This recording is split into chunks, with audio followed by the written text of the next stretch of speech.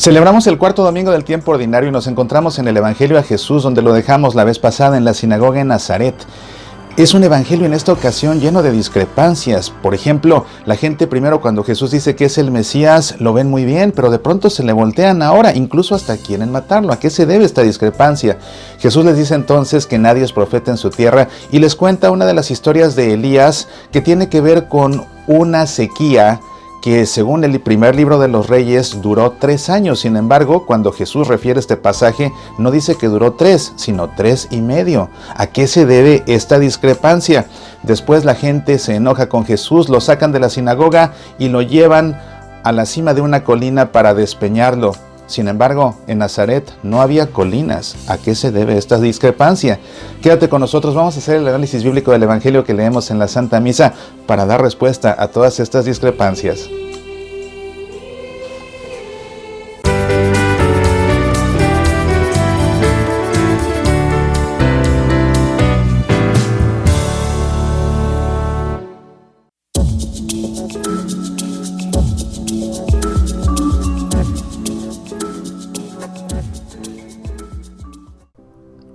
¿Te ha sucedido que cuando más necesitas escuchar a Dios, parece que calla y no responde a tu oración? ¿Cómo orar cuando Dios calla? Hagámoslo juntos con este ejercicio de oración, orando cuando Dios calla. Descarga el audio MP3 en el sitio semillasparalavida.org. Celebramos el cuarto domingo del tiempo ordinario en este ciclo litúrgico C, en el que nos enfocamos principalmente en la lectura del Evangelio según San Lucas.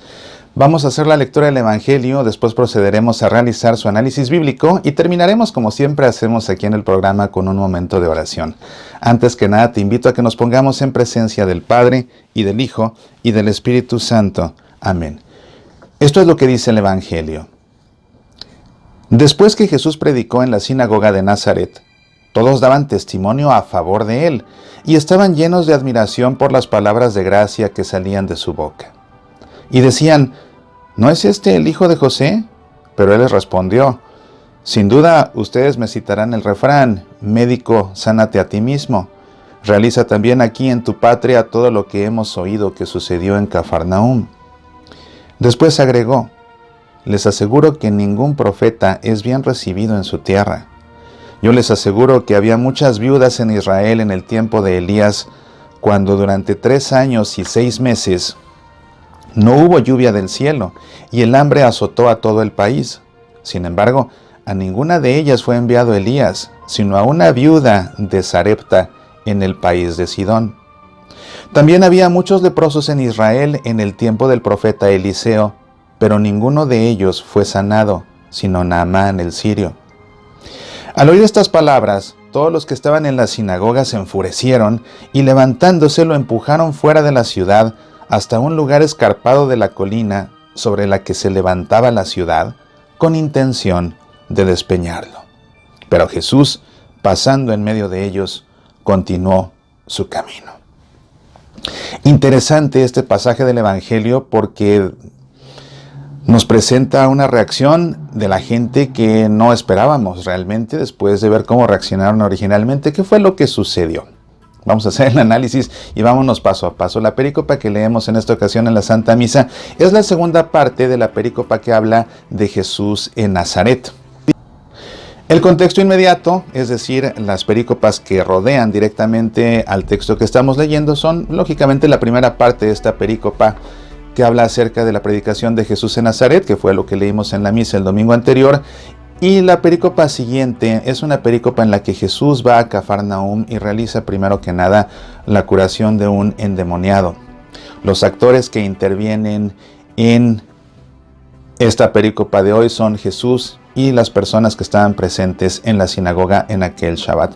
Si te perdiste el programa anterior, te recomiendo en verdad que busques ya sea nuestro canal en YouTube o en Facebook o a través de nuestra página semillasparalavida.org ese programa, porque entender la primera parte de esta predicación de Jesús en Nazaret resulta muy interesante y realmente ese, creo yo, ha sido uno de los programas más interesantes que hemos grabado en estos más de 2 años de transmisiones. No te lo pierdas. Bueno, pues vamos a comenzar a desmenuzar esta perícopa versículo por versículo y vamos a ver qué podemos ir encontrando. Dice aquí primero: después de que Jesús predicó en la sinagoga de Nazaret, todos daban testimonio a favor de él. Recuerda que Jesús había leído un pedazo del texto del profeta Isaías, donde decía que el Espíritu Santo había descendido sobre él, que lo había ungido, que ahora iba a llevar la buena nueva, ¿verdad? Y que iba a hacer sanaciones. Y después decía Jesús que esa profecía de Isaías se daba cumplimiento en él, o sea, Jesús es el Mesías. Ante esto, dice aquí, todos daban testimonio a favor de él y estaban llenos de admiración por las palabras de gracia que salían de su boca. Fíjate qué interesante lo que dice Lucas, ¿eh? Todos daban testimonio a favor de él, todos. Y estaban llenos de admiración por las palabras de gracia que salían de su boca. Pero de repente nos encontramos aquí un cambio radical de actitud de estas personas, porque dicen: ¿no es este el hijo de José? Empiezan ahora a dudar.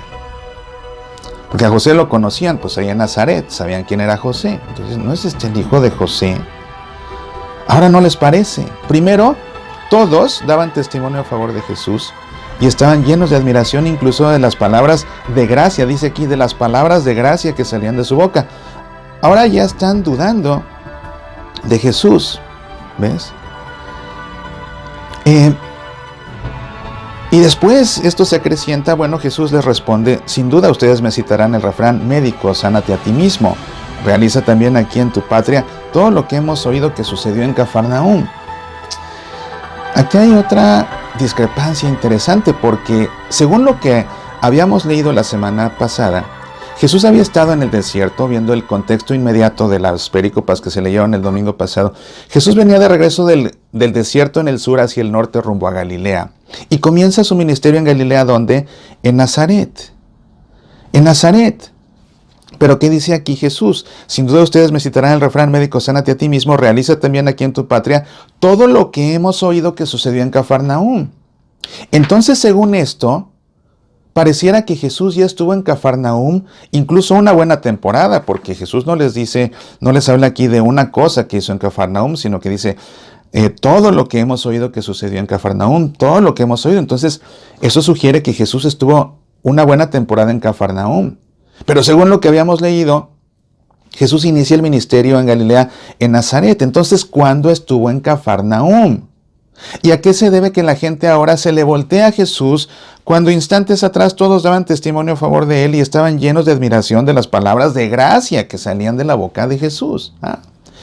Lo que estamos encontrando aquí es el clásico ejemplo de lo que se conoce como intercalación bíblica. Se trata de dos textos diferentes del Evangelio según San Lucas, 2 episodios diferentes que en una redacción, no sabemos si de Lucas mismo o de algún redactor posterior, y yo pensaría que alguien le metió mano, porque Lucas, siendo tan buen escritor y tan buen novelista incluso, como que hubiera sido un error narrativo, pues presentar 2 escenas contradictorias juntas. Entonces alguien después debió haber tomado ese texto que se encontraba en otra parte del Evangelio de Lucas y lo pegó a simplemente para que en todo el itinerario que Jesús va a realizar desde Galilea hasta Jerusalén a lo largo del Evangelio, pues todo quede ya empalmado en Nazaret y ya después vámonos a Cafarnaúm y después vámonos a otro lado, y así se va armando el itinerario. Pero aquí vemos entonces cómo alguien toma un texto que ya estaba en el Evangelio y ahora lo quita de donde estaba y lo intercala junto con este otro, y por eso es que queda una escena larga en la sinagoga en Nazaret, pero que no tiene sentido, porque de hecho son 2 escenas diferentes de 2 momentos diferentes. Son cosas que debieron suceder en momentos diferentes. Entonces, incluso esta segunda escena, que es la que leemos hoy en la Santa Misa, debió suceder después de que Jesús había estado en Cafarnaúm. Entonces Jesús debió regresar a Nazaret y ahora otra vez predica en la sinagoga y ahora la gente es que se descontenta con él y pasa todo lo que estamos leyendo aquí, pero no inmediatamente después de lo que leímos la vez pasada, ¿te das cuenta? Entonces cuando uno hace el análisis narrativo de los textos, este tipo de cosas brincan y es entonces cuando empezamos a poner atención en los detalles y nos damos cuenta de eso, ¿no? Hay bastantes discrepancias, el cambio de actitud, el hecho de que se hable de Cafarnaúm antes cuando no se había mencionado Cafarnaúm todavía, pero se mencionará después, porque ¿cuál es la perícopa que sigue? Por eso es importante ubicar el texto en su contexto. Cuando te hablaba del contexto inmediato, ¿qué sucede después? ¿A dónde va Jesús? A Cafarnaúm, hasta después, ¿te das cuenta? Entonces, viendo esos detalles, haciendo el análisis narrativo, esto nos brinca y de ahí podemos entonces inferir que aquí este texto aparece pegado al anterior después de un proceso de intercalación.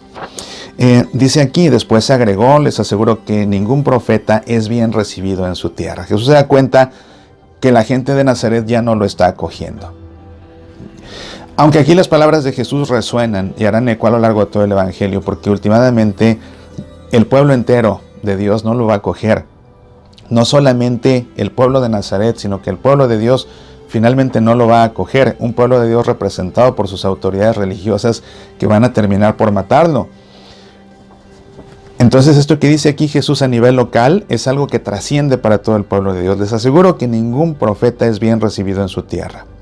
Y entonces les da dos ejemplos para que se den cuenta de que así es. Primero les habla de Elías, después les habla de Eliseo y les cuenta uno de los pasajes, una de las historias de Elías que aparece en el primer libro de los Reyes. Yo les aseguro que había muchas viudas en Israel en el tiempo de Elías, cuando durante 3 años y 6 meses no hubo lluvia del cielo y el hambre azotó a todo el país. Sin embargo, a ninguna de ellas fue enviado Elías, sino a una viuda de Sarepta en el país de Sidón. Esto lo encuentras en el primer libro de los Reyes, es una historia muy bonita en la que en efecto había muchas viudas en Israel. Viene un tiempo de sequía con su respectiva hambruna por 3 años y lo que hace Elías, porque Dios lo envía, es que se va a Sidón, a un lugar donde se llamaba Sarepta, un pueblito en Sidón, y ahí se encuentra una viuda que tiene un niño. Y ellos no tienen ya nada que comer, solamente les queda un poco de trigo y tantito aceite. Y es para que ellos coman. Entonces Elías le dice a esta señora, hazme un pan con ese trigo y con ese aceite. Y ella le dice, no, porque ese poco aceite, ese poco trigo es para que comamos mi hijo y yo por última vez. Es lo último que vamos a comer y después vamos a tener que morir. Elías le dice, de ninguna manera, hazme de comer y no te preocupes por ustedes. Y entonces así, él come y después milagrosamente también comen la viuda y el niño. Después el niño de la viuda pues va a morir y Elías lo va a revivir.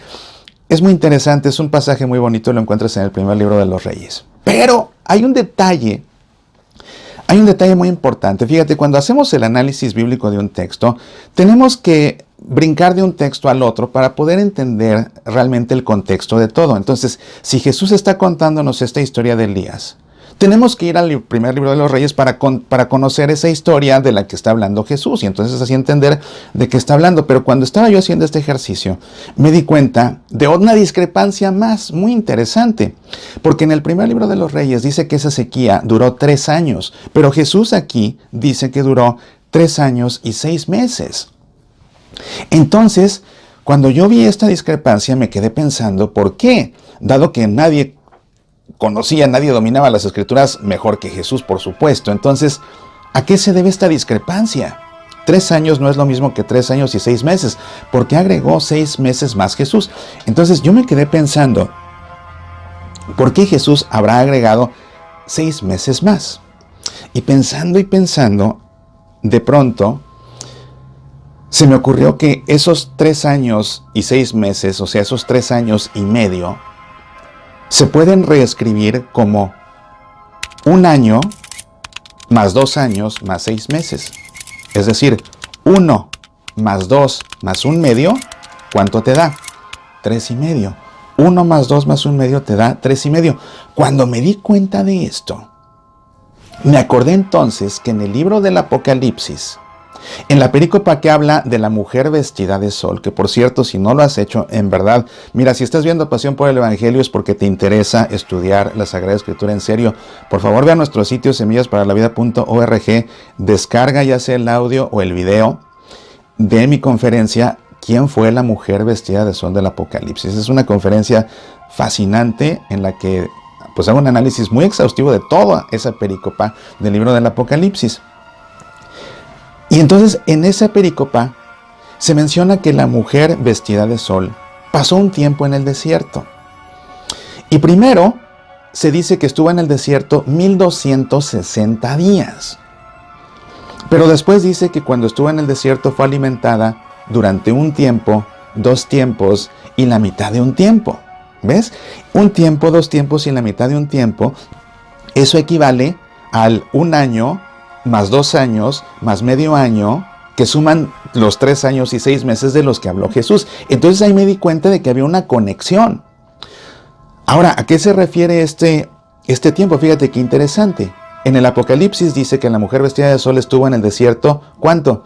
1260 días. 1260 días. En el mismo libro del Apocalipsis, antes, hay un pasaje que habla de 7 trompetas.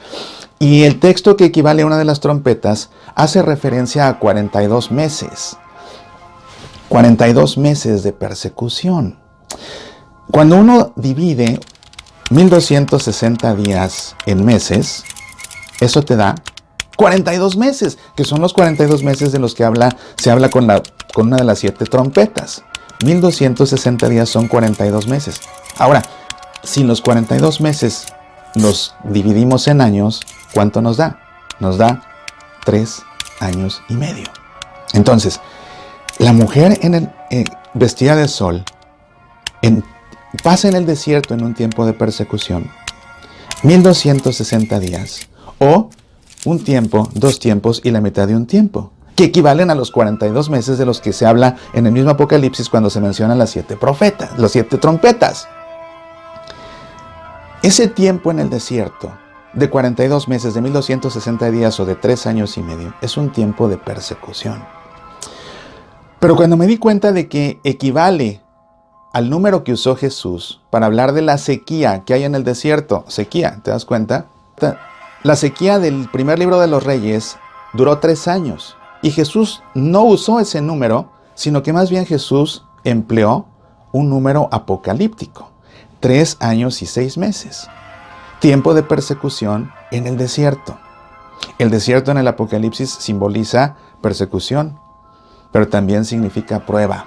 Es un tiempo de prueba. Jesús mismo estuvo en el desierto para ser probado.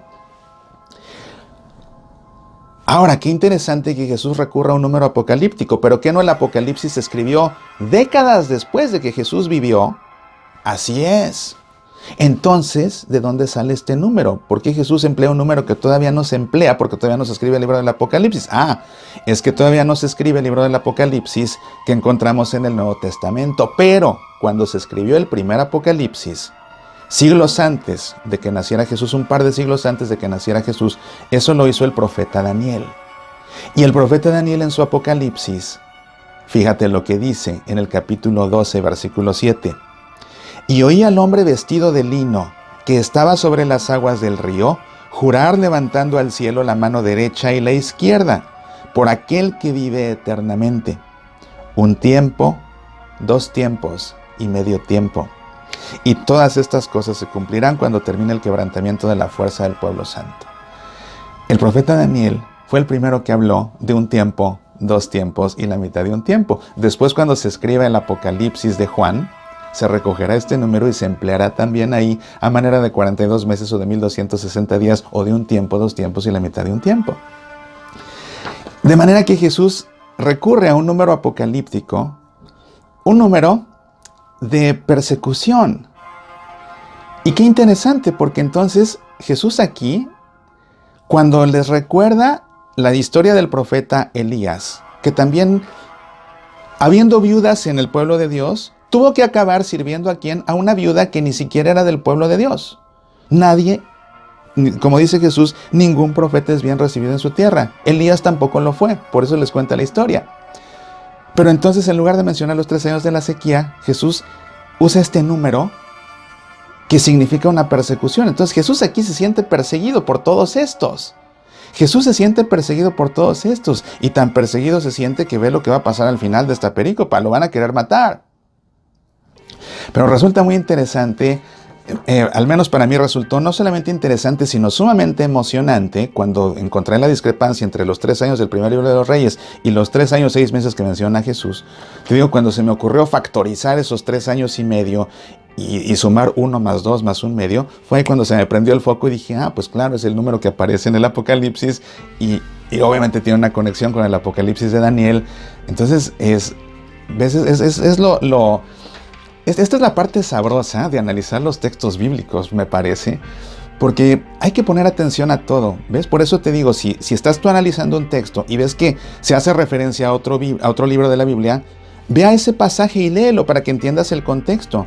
Y fíjate en las similitudes, fíjate en las diferencias. Y pregúntate, ¿por qué? Porque si encuentras una diferencia, pregúntate, ¿por qué? ¿Ves? Y gracias a eso, pues es que encontré aquí esta relación entre los apocalipsis de Daniel y el apocalipsis de Juan, y el número que emplea Jesús, un número de persecución. Digo, Jesús aquí se siente muy perseguido. Después les cuenta Jesús la historia de Eliseo, una de las historias de Eliseo. También había muchos leprosos en Israel en el tiempo del profeta Eliseo, pero ninguno de ellos fue sanado, sino Naamán el sirio. En el pueblo de Dios había muchos leprosos, pero ¿a quién termina curando Eliseo? Otro texto lo encuentras en el segundo libro de los Reyes. Resulta que este Naamán el sirio del que habla Jesús, él era el jefe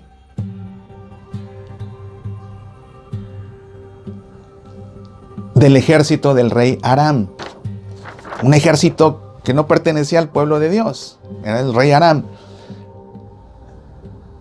Y este Naamán era el jefe de ese ejército.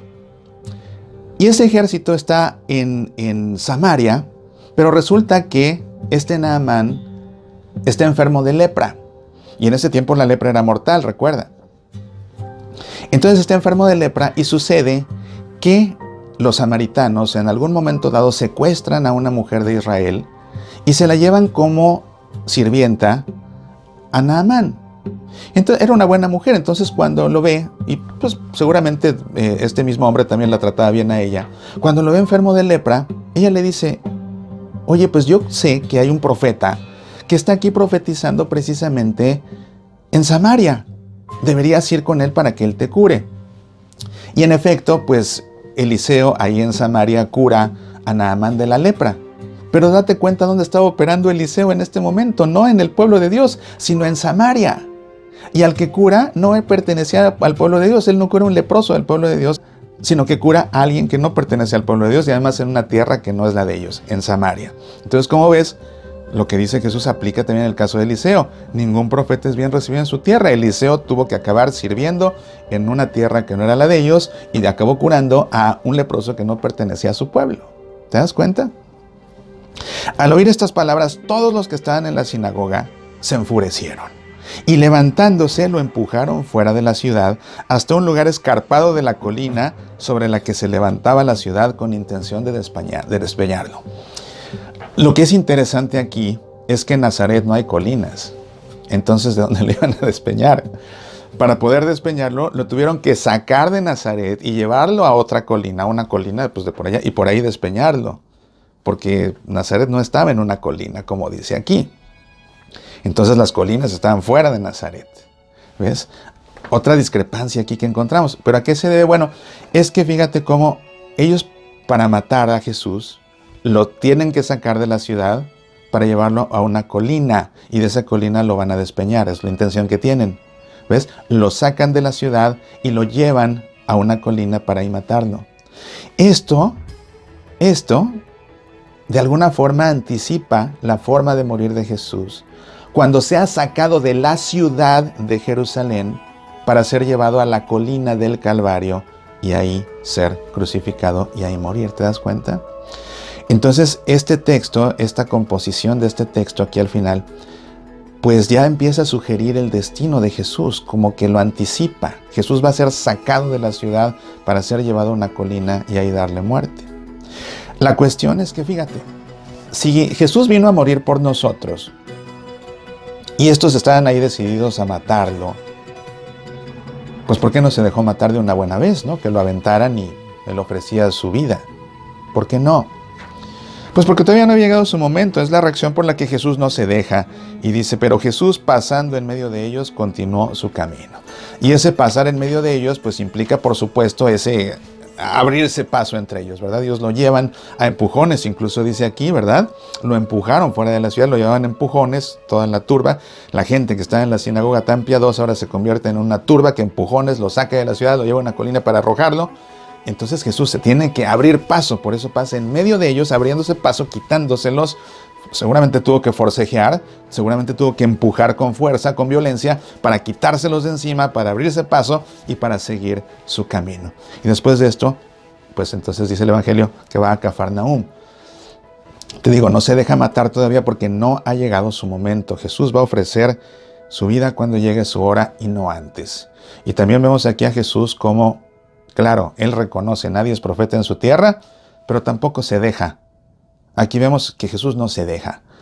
Él viene a cumplir con la misión de su Padre y no se deja, esto es importante, una gran lección, no se deja de los que tratan de impedírselo.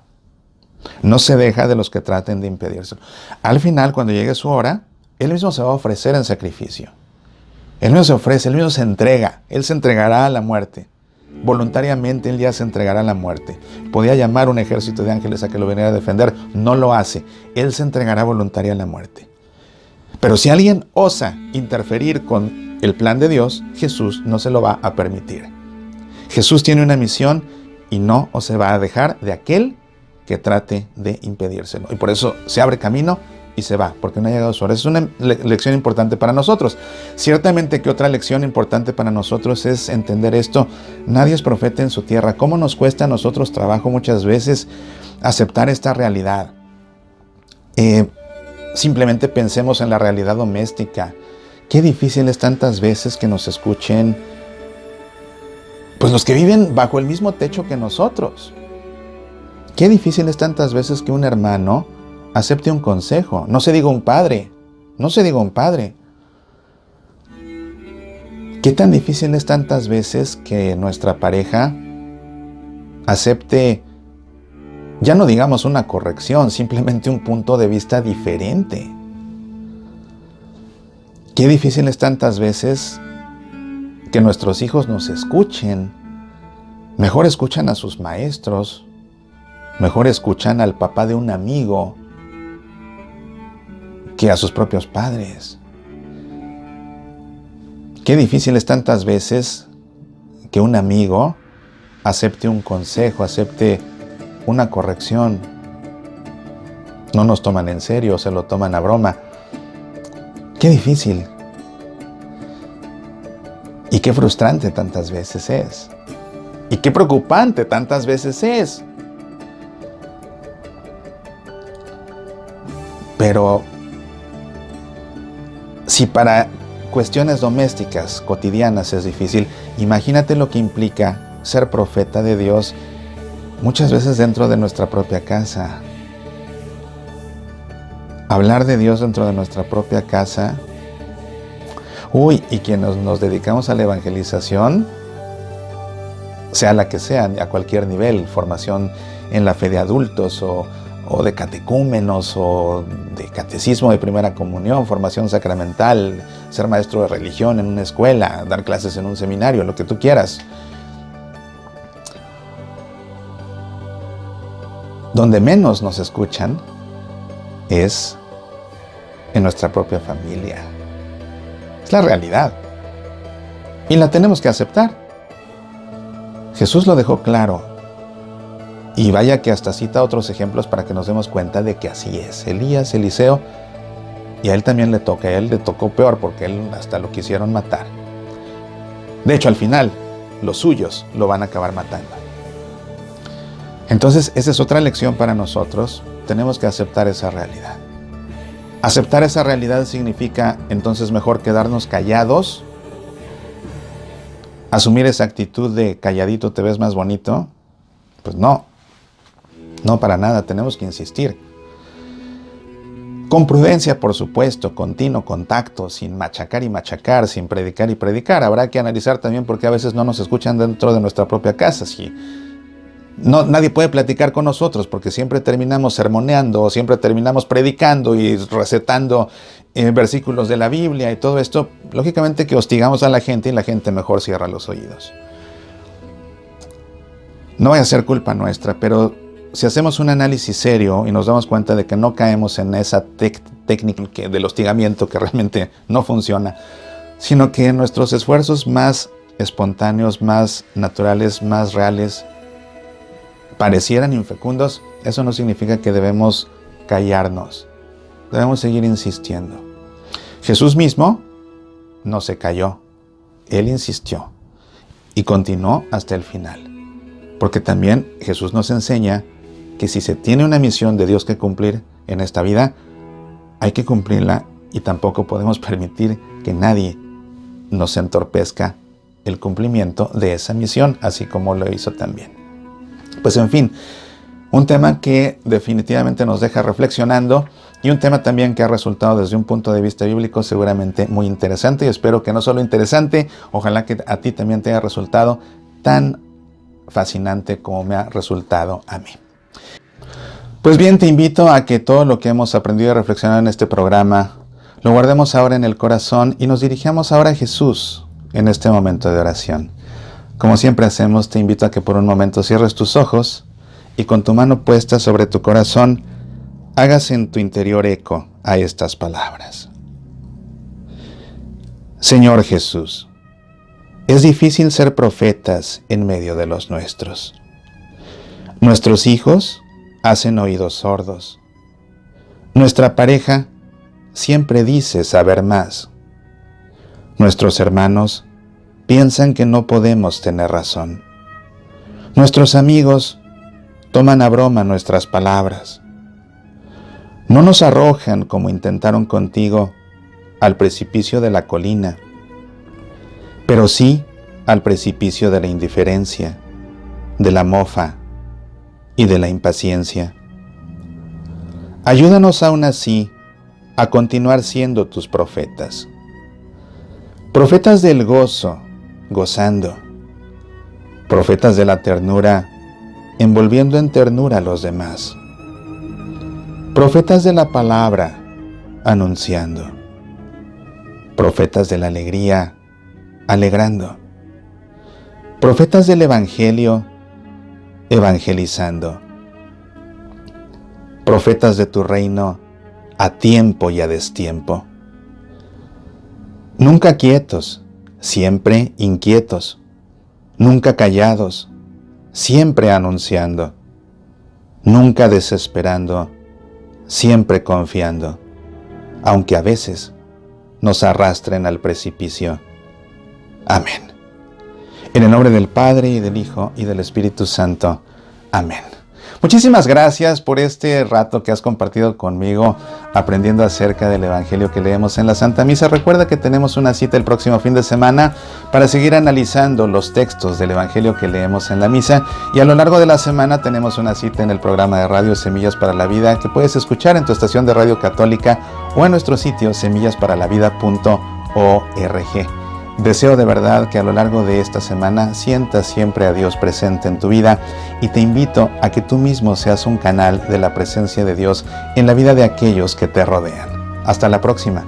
Apasionate por nuestra fe.